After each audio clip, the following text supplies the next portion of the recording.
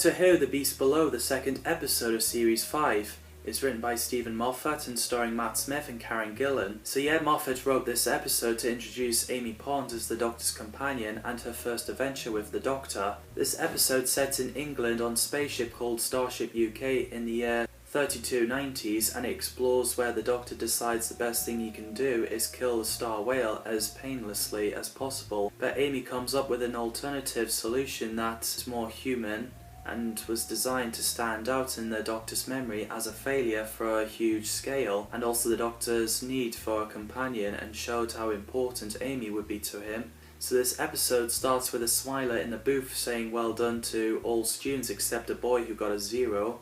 Bad boy, Timmy.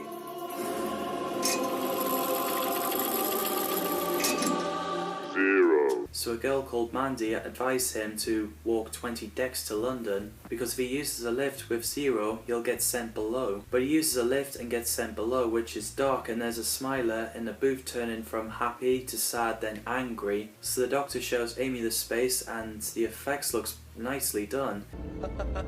Last night was the night before my wedding. Come on, Pond. And my imaginary friend came back. So they looked at the Starship UK.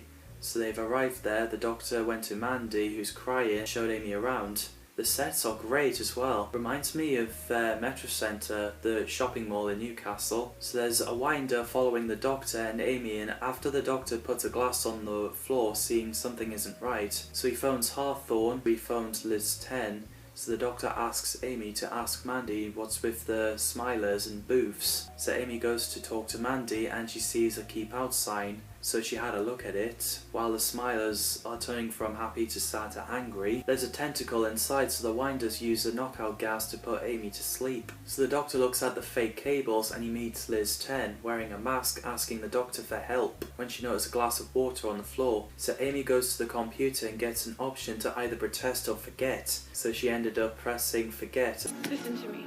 This isn't a trick. This is for real. You've got to find the Doctor. What have you done? When the Doctor came in and Mandy arrived, she said you have to be over 16 to press one of those buttons. So the Doctor decided to press protest, so the Doctor and Amy ended up inside the beast's mouth. Gross. Matt and Karen described this scene challenging, and Karen thought it was bizarre. So the Doctor figures out that he's inside the mouth, which reminds me of Star Wars The Empire Strikes Back, where the Millennium Falcon is in a mouth. It's not cave. So the beast threw up, and the Doctor and Amy ended up in the overflow pipe, covered in sick. Lovely.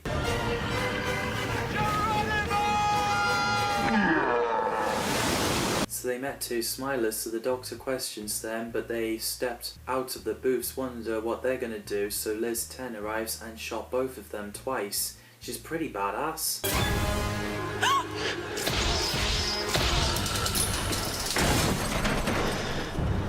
I think Sophie Okonedo did a fantastic job. She also voiced Alison Cheney, the Shalka Doctor's companion in The Scream of Shalka. Sorry. We only do dry or sweet. And I don't do sweet. Miss Cheney? Liz 10 mentions the previous monarchs the Doctor has encountered and reveals that she's the Elizabeth X. And her best line is, "I'm the bloody queen, mate. Basically, I rule."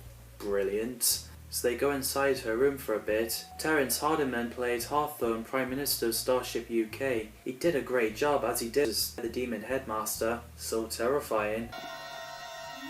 Funny that you should all be so tired, so early in the afternoon. That's what he said before. Smilers are androids in booths in Starship UK who are supposed to be security, and I think they're pretty terrifying, and Chris Porter did so good. I love to see the Smilers to return to Doctor Who. If they do that, they got to get Chris Porter to voice them again. Winders are the police and they're cyborgs, half human and half Smiler. They're pretty brutal and terrifying as well. David Ajala did so well too, and same with Hannah Sharp and Alfie Field, who played Mandy and Timmy.